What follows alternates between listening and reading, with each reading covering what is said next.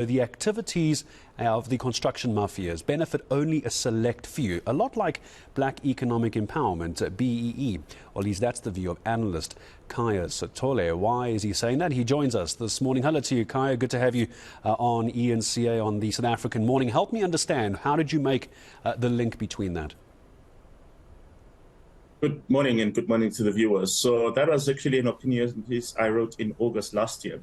And what we had seen at around that time was the construction mafia was becoming quite topical.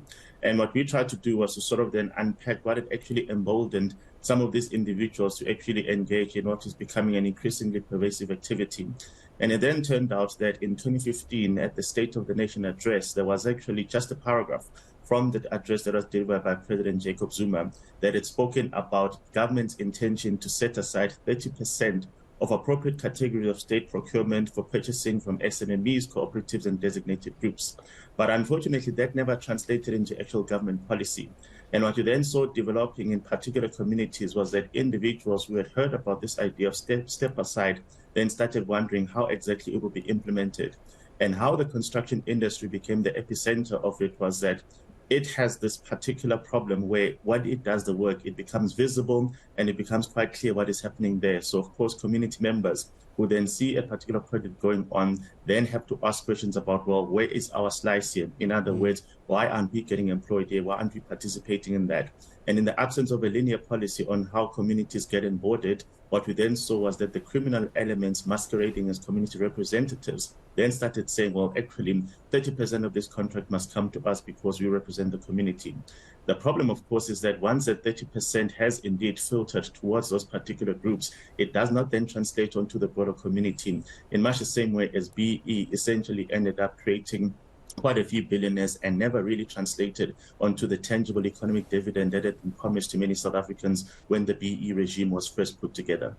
So what we're essentially dealing with here is a group of people, whether it's a construction cartel, a mafia, whatever it might be, getting a sense that what they're doing is enforcing one of the ideas, some of the ideas that government has touted in the past. Almost a case of, well, government did say this was a possibility, we're just enforcing it even though it's illegal. Yeah, so we actually did see that government tried in some way to then put this together and roll it out. But again, it never translated into a tangible government policy. So the most clearest example that we can remember is this example of South African Airways. So in the aftermath of that particular pronouncement in 2015, some individuals within the board of SAA in particular then actually wanted to implement and apply this particular set-aside policy within SAA.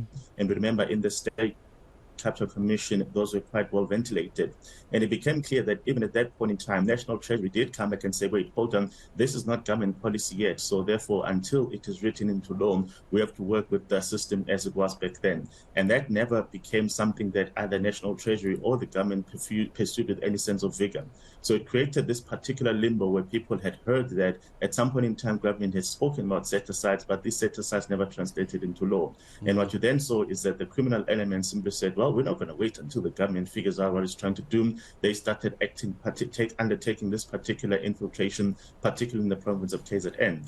And the key problem here is that in the absence of proper law enforcement, it has become very clear that even construction companies have come to accept this as a cost of doing business, because in the absence of you accepting that you're going to have to concede something to these particular representative groups, as they call themselves, well, your particular construction site is going to be under permanent siege anyway. So do you walk away, or do you simply accept that this is a cost of business and then simply pass it on to the client that has commissioned you? That's the call that they all have to make. Yeah, it is a call. It's a dangerous call as well, because I imagine then, Khaya, what we start ending up is in a situation where we are, the construction companies are starting to legitimize this kind of behavior. The issue for government is going to now be, if they were to try and implement everything you've just explained, this idea they did have hasn't been implemented. If government now tries to climb in and fix this, they're not going to be happy, these construction mafias and cartels, because right now they're in the pound seat, they're in control. Yeah, so we've actually heard from some construction leaders who have said, look, it appears that this is the only way in which we can move forward in order for us to engage with these particular groups formally. The problem, of course, is that because of the informal and occasionally criminal nature of these particular groups, you may, as a construction company, believe that you're legitimately engaging with representatives of the community. So once you have that particular arrangement together, you make particular concessions in terms of onboarding them into employment and other concessions, only for you to discover a week later that there's a new group that then claims to be the more legitimate representatives of the community. So in the absence of formal structures, it does actually create a particular risk, even for those that do want to engage in good faith on understanding that, look, we understand the reasoning behind this. We also think that this project is important to pursue. So therefore, this is how we can meet you halfway. So in the absence of a legal clarity and some sense of framework, we have essentially put these construction companies out to dry. We've also unfortunately put these communities out to dry, where these particular projects that may have a community benefit either get delayed, or if they're not getting delayed, it is very clear that they're being executed at a much higher cost than otherwise would have been the case. And I think what we heard this week is the Minister, Sithole Zikalala, indicating that about 200 people, I think in KZN, have been arrested. But of course, that simply means that you arrest those 200, and then the day after, there's going to be 200 more who simply say, well, until somebody does something differently, we're going to pursue this particular course of action. And it's becoming remarkably dangerous for everyone involved. Yeah, very briefly, as I say goodbye to you then, Khaya, and I hate to use what could be a very cheesy cliche, but something concrete in this that government can do? Can they accelerate something here, but get these programs into place? Will that make a difference, or is the horse bolted on this? Last question, briefly, if you could. I think the horse is bolted in the sense that what happens when the government is paralyzed in terms of policy making, people essentially start running a parallel state structure.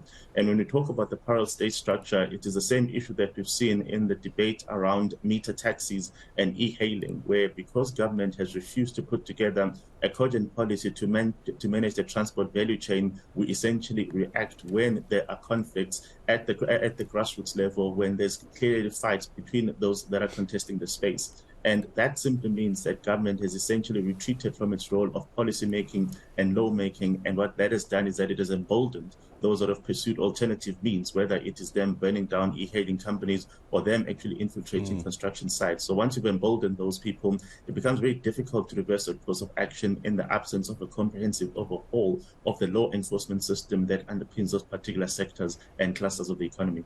Yeah, there's the problem. As you say, the horse has bolted. Khaya, thank you very much indeed. Very, very involved analysis and also involved solutions. But the problem is it's not an easy way to get out of how these construction mafias are currently operating. They move into a vacuum very, very quickly.